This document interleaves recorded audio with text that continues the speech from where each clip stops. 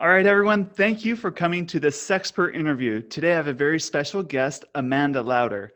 Amanda Lauder is a certified life coach that helps conservative Christian women embrace their sexuality and love their sex life for them. Amanda has a podcast that I listen to, the Amanda Lauder podcast. She's brilliant, she's funny, and she also really makes you think about what you've been taught and how to apply it to yourself. So, Amanda, thanks for coming today. Thanks for having me, Dan. I'm so excited to be here. Great. As a kid, did you always want to grow up to be like help people with their sex lives? No.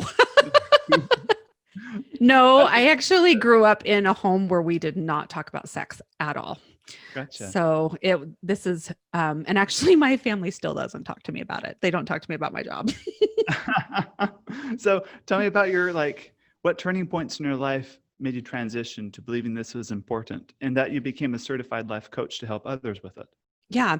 So like I said, growing up, we did not talk about sex in my family. And I walked away from that feeling very guilty and ashamed for the very normal feelings that I experienced as a teenager. I got married fairly young. I was 19 years old, and I really didn't know much about sex beyond basic intercourse. I didn't understand my body. And for many, many years, I pretty much hated it. It wasn't enjoyable. I didn't orgasm, and I pretty much just did it whenever he wanted it. To a point, I would do it just to get him off my back, basically, and, try and push him away as long as I possibly could. And then finally give in and just resent him the whole time for it. When we had been married for more than 10 years, our marriage was not doing well. And I thought, maybe if I could learn to enjoy sex, that would make things better. And about that same time, I was watching Oprah. This was back in the days when she was on like network television every afternoon. And she had on two sisters that were doctors that specialized in sex. And I just started to delve into everything I could get my hands on from them. They kind of opened my eyes to what sex could possibly be for me. And that's when things really started to change. And so I started to actually enjoy sex and like it and, experienced orgasm and pleasure for the first time. And so that really started to change things. Unfortunately, at the same time, the rest of my marriage was really falling apart and we ended up getting divorced. But I think the way that I changed how I thought about my sexuality really empowered me in other areas of my life and really empowered me to finally walk away from a very bad marriage. So when I married my second husband, I knew that I wanted it to be a very important part of our relationship. And so we've worked very hard to have a very good sex life, and we do. But while I was doing that, I found that a lot of women were coming to me for divorce advice because I had gone through a divorce and what most people would consider a successful divorce. I have a really good relationship with my ex-husband. Our kids do really well. I have a great second marriage. Our families have blended. So from the outside, it looks like a very successful divorce, if you can call it that. And so I wanted to help these women. I wanted to help them in their marriages. And so I decided to become a certified life coach. I originally thought about becoming a therapist, but that just seemed too out of reach. Going to school full time, it would take like 8 years for what I needed to do. And I just couldn't do that with 5 kids. So when I found coaching, I was like, yes, this is it. This is exactly what I want to do. So I started out really helping women who were struggling in their marriage and contemplating divorce, but I found myself coaching on sex a lot. And because I had done so much work on myself and I did a lot of research, I had a lot of knowledge in this area. And I was very comfortable with it. And so I went away on a girls' trip one time with a bunch of my friends, and they were like, okay, Amanda, you have to become a sex coach because we've learned more from you in a weekend than we have in like our 15 years of marriage. And so I took a hard look at myself and I was like, okay, yeah, I could do this. It's kind of scary, but I can do it. Talked to my husband about it. He was a little apprehensive as well, kind of opening up our sex life to be very public. But we went ahead and did it. And I have had tremendous success helping women really transform themselves and their marriages in this way. That's awesome. Yeah. How do limiting beliefs affect ourselves and our potential and our sexual spiritual capacities and pretty much every area of our life? Limiting beliefs keep us stuck. We tend to think that what we believe is just true and it's unchangeable. But beliefs are just thoughts that we have thought over and over and over. And all of our thoughts are optional. So you can choose to believe anything you want about anything. I mean, I was doing some research and like there's still people on this earth who believe it's flat. Like there's a whole like the flat earth people. Like you can believe anything you want to, even when there's evidence to the contrary, right? Your brain will find evidence for what you truly believe. So when you choose to limit yourself or you believe limits that other people have put on you, you stay stuck and you don't progress. You don't move forward. And so, as human beings, we were designed to move forward and to always be growing and changing. And change and growth is scary and it can be really uncomfortable, but it's also uncomfortable staying stuck. So, we have to recognize where our limiting beliefs are and dare to dream that there could be more out there in all aspects of our life. But how do you see your own blind spots? How do you find your own limiting beliefs? Well, it's really just paying attention to what you're thinking about yourself, your relationship, sex, religion, politics, and question them. See what kind of results you're getting in your life by believing those things. Are the results that you're getting what you want? If yes, then keep that belief. Absolutely.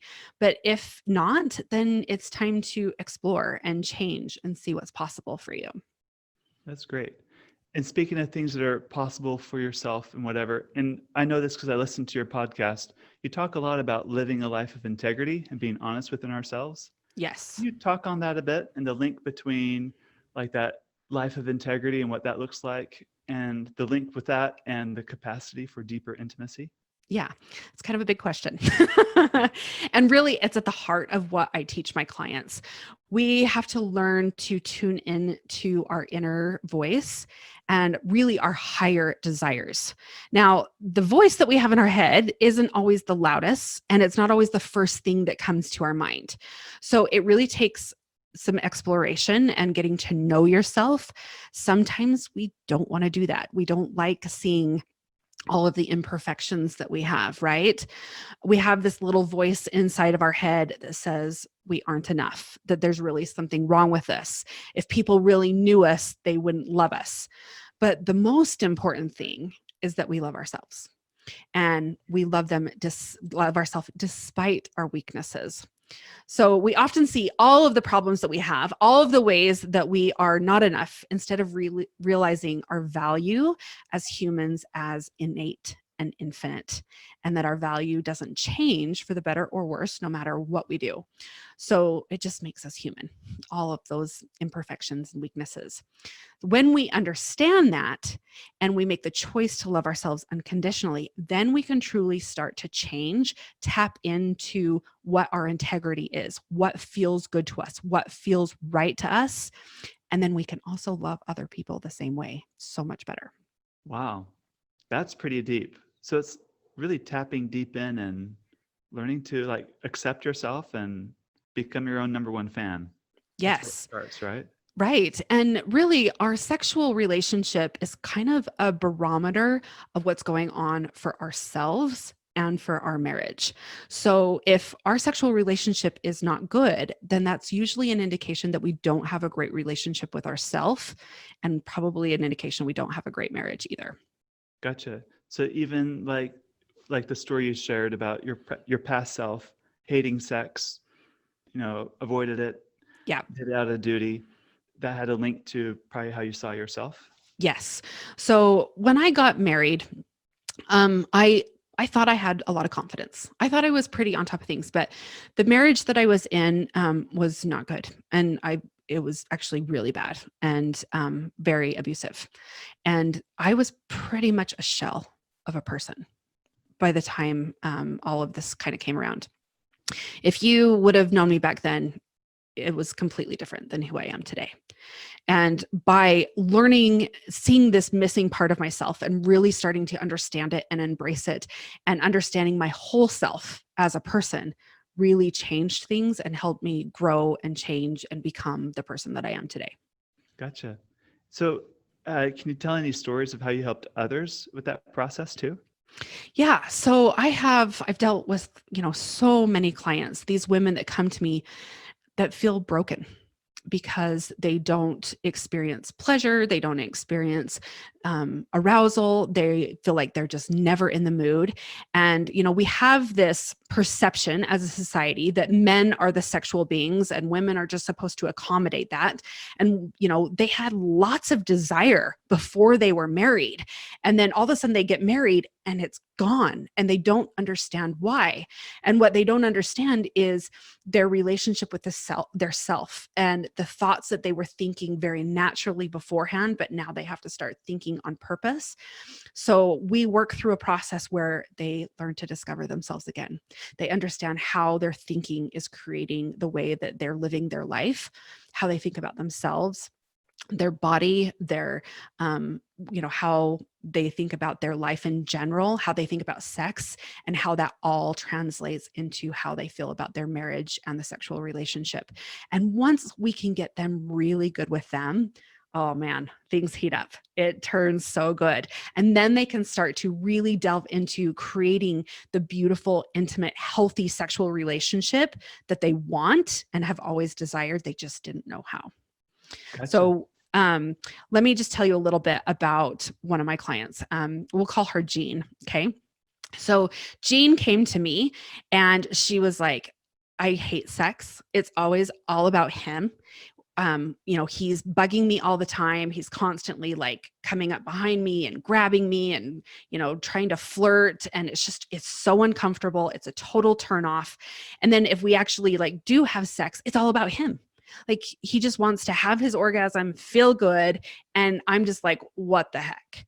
And I don't know how to fix it. And so we worked really closely together to help her understand how her limiting beliefs were keeping her stuck where she was, how she thought about herself, and that, she started to see herself in this different light. When she was growing up, her parents had caught her masturbating and shamed her tremendously for it. So she began to feel like, there was something wrong with her. She believed that she was bad or evil or didn't have value.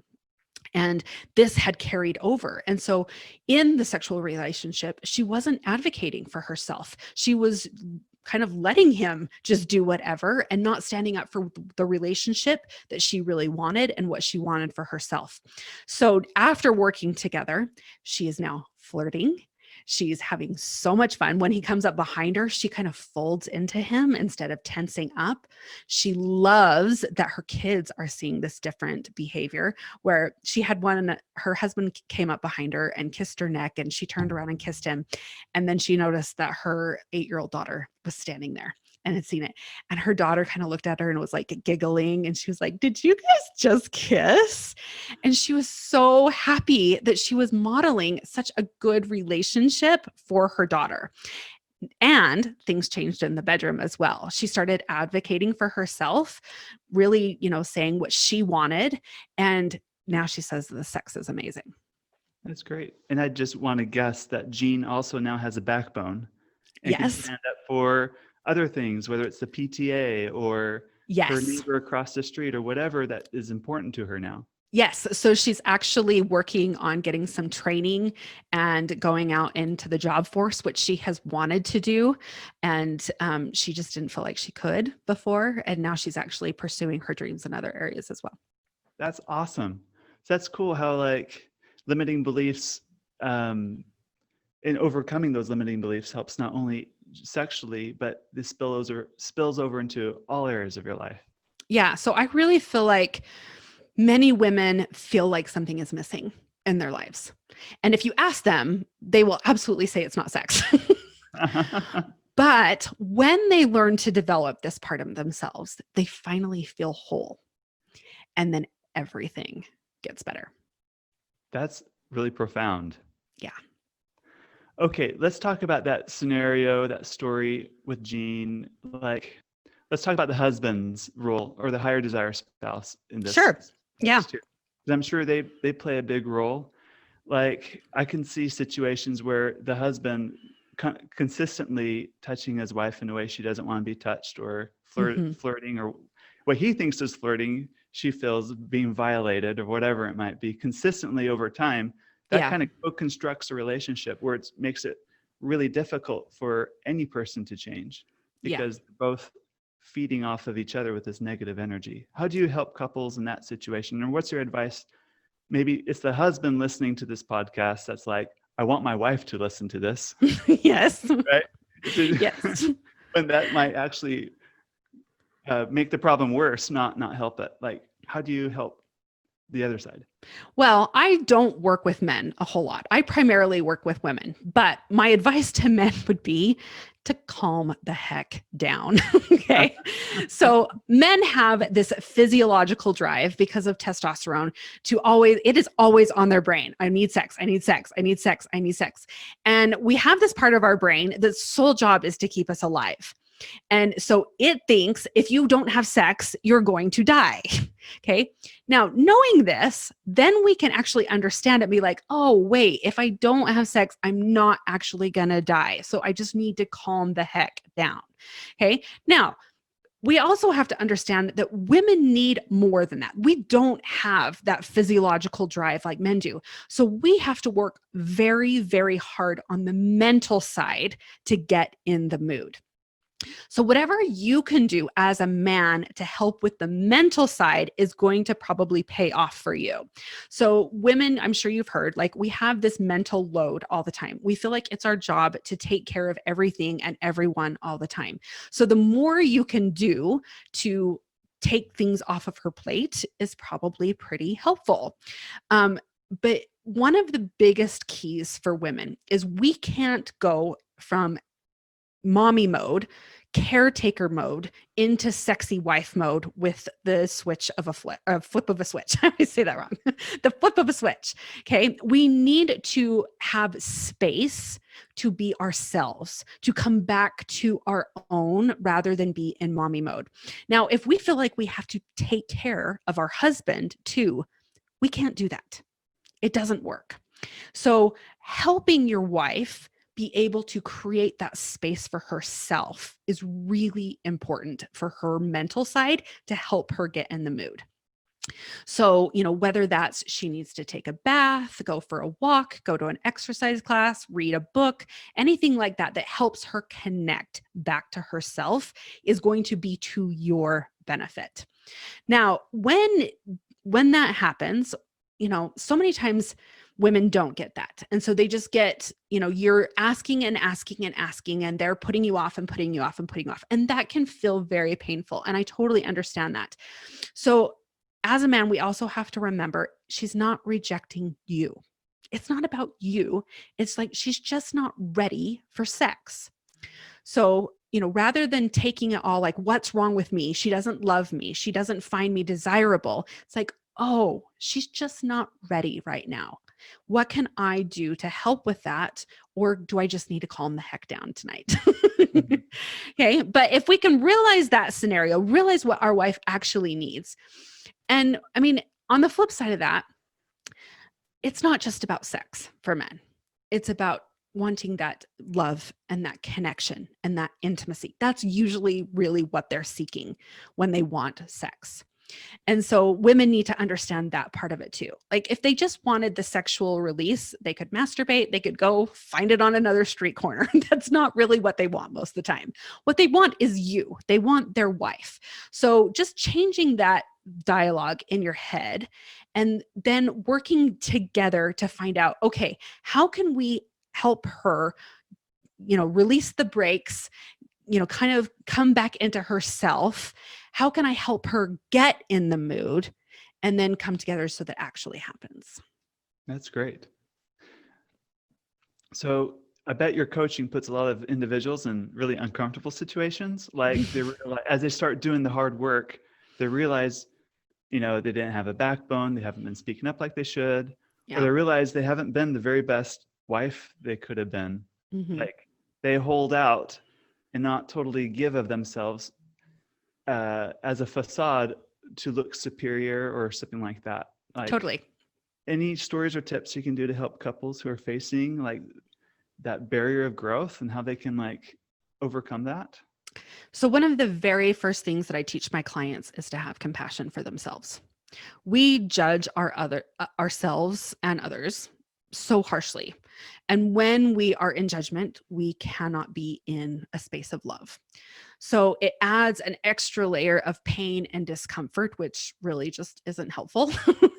But if we can move into compassion for ourselves and have that compassion for the way that we've been thinking and feeling and acting and realizing that what we're doing, then it makes things a lot easier because we all do this. This is a very human thing that we do.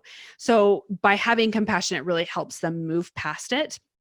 I also help them understand why it's happening, and so that they can see the pattern and help them move forward if they're wanting to show up better in their relationships from a place of love and understanding. So that's kind of what happened with Jean is she saw how she was contributing to that. Like she wasn't standing up for herself. She wasn't contributing. And then, she felt superior because she's like, he just wants sex. He's just the sexual, maniac. And so I'm really the more virtuous one. I'm really the better one when really both of them had issues, right? And so when we can really see what we're doing and recognize, okay, it's okay that I want to make changes and this is how I want to show up, then things can get better. That's great. It's like deciding this is who I'm going to be in this relationship. Right. And really that's so much of what I talk to my clients about is, deciding who you want to be, who is your best self, and how do we get there? How do we need to be thinking? How do we need to be feeling? How do we need to be acting using our agency in the way that it really was intended to become the next version of ourselves, to become the best version of ourselves? That's great. Amanda, one thing I like about you is on your podcast and on your blog, you're not afraid to bring up controversial topics like masturbation, toys, anal sex, and things like that. But you always preface these with like, think about this for yourself and like incorporate it for yourself. Can you talk on that? Like why it's so important that we take time to really break apart our beliefs on certain things and to come up with our own conclusions? Yeah, I think many of us are very immature when it comes to our sexuality. We want a list of what's okay and what's not okay, but it's really no one's job to tell you that. And when we can tune into our own desires and really into our integrity, like I talked about before, what feels right for us and honor that, that's when we really mature as an individual and in our relationships. Now, we also have another person to consider in our marriage. So, finding a balance between what is good for one and what's good for the other, or what's good for the marriage, is really important. So, my rule of thumb is anything goes as long as it fits within your value system and brings goodness to your relationship. Now, outside of the bedroom, I again think you have to tune into your true desires, what aligns with your integrity. A lot of what we want in the moment isn't what we want for ourselves in the long run. So working to stay consistent in our alignment of what we truly want for ourselves and our life is going to yield us the best results. Okay, so let's say you've gone through that work and you realize, I think this is something good for our marriage. I'm really interested in doing blank together, but you're unsure how your spouse will respond. In fact, you're pretty sure they'll respond negatively to that. Any advice on how to handle those hard conversations or what to do in those situations? Well, I always think it's just a good idea to ask and kind of make the decision ahead of time that you're okay with their answer, no matter what it is. But consent is a big issue and it's still very needed in marriage. So if one person wants it and another person is a no, then that's the answer, right? And we have to honor that. But if your partner is willing to try, I think that can be a really great way to build intimacy. Just make sure you're being honest with yourself and your spouse. That's good. Good advice. Okay, this one's a fun one. Let's say you and your spouse are in a good place. You're dating, you're flirting, you're both excited, you're communicating really well, emotional connection's great. What are your black belt sex tips? Yeah. help the couples get from where they are to the next level? So I really think as a couple matures, sex can just be really fun and playful. It doesn't have to be so serious. So I hear of so many couples who try new things, and if it doesn't work, then there's a lot of blame or shame about it. And one person or both take responsibility for it not going well, and it drives the couple further apart instead of bringing them closer together. But when you truly have a close, intimate, healthy relationship, when things don't work, you can just laugh about it and have fun. So I had one client who was having sex with her husband, and they were going to try intercourse in doggy style position. It was dark, and her husband didn't get the right hole. He Oops. put his penis into her anus instead of her vagina. And needless to say, that didn't go well. It was really painful for her, and he felt awful. He was so embarrassed. But instead of getting upset with him, she realized like it really wasn't on purpose. It was just an accident. So she was able to reassure him that, everything was fine, that they were okay. It's understand that his embarrassment, but it really didn't need to be anything beyond that. And so now it's kind of just become a running joke with them, like make sure you get it in the right hole. And it's become something really kind of bonding instead of something that takes them further apart. Oh, that's good. Anything else? I just think, the more that we can do to make our marriage a priority in our marriage is a really good thing. So many times, especially couples with young kids, kind of put sex on the back burner and they don't make it a priority. And even with young kids, I think you really, really have to make it a priority. So you have to, change things up. Maybe it's the time of day. Maybe it's, more quickies, not as long spending time together, but really just understanding where can we get that time together and make that the priority. And that's what really creates a good, intimate relationship. That's great. Amanda, you're full of so much wisdom. Thank you for sharing a lot of this with us today. I am so happy to be here. I love your app and I think it's so fun. And I love this podcast and the great sexperts that you've got on it. Great. Could you please tell everyone how they can reach out to you or learn more about you from how do they get in touch with you? Yeah, so you can go to my website, which is just amandalauder.com, and I have links on there. So right now I have group coaching where I coach between usually 3 to 12 people at a time. Talking about sex in a group seems really scary at first, and I totally get that. So I offer as much anonymity as you want within our sessions. But what I find is that what we think we want is privacy, but as women, we really thrive in community. And so when these women get into the group, they realize that they're not alone. That because we don't really talk about sex, we don't talk about our struggles with sex. And so we feel very isolated and alone when we're having trouble. And by getting into this group and seeing you're not alone, it just changes everything. So we work together and really, again, like I said, build on that relationship with yourself first and then move into the sexual aspect. And the visible difference in my clients is amazing. From the time they start with me until when they're done working with me, like there is a change in their countenance. It's a visible difference. So I have had tremendous success with every single woman who has gone through my program. It's really amazing. So I highly recommend that. You can find that on my website. I'm also holding a women's retreat in St. George, Utah in February. So we're hoping COVID doesn't cancel everything, but it's more than half sold out. So that's kind of fun. But if you want to get your spot there, you can that's on my website as well. I have my podcast. It's called Live From Love, available on all aspects. And you can always interact with me on Instagram and Facebook at Amanda Lauder Coaching. That's great. Thanks, Amanda. We'll catch you again. Thanks, Dan.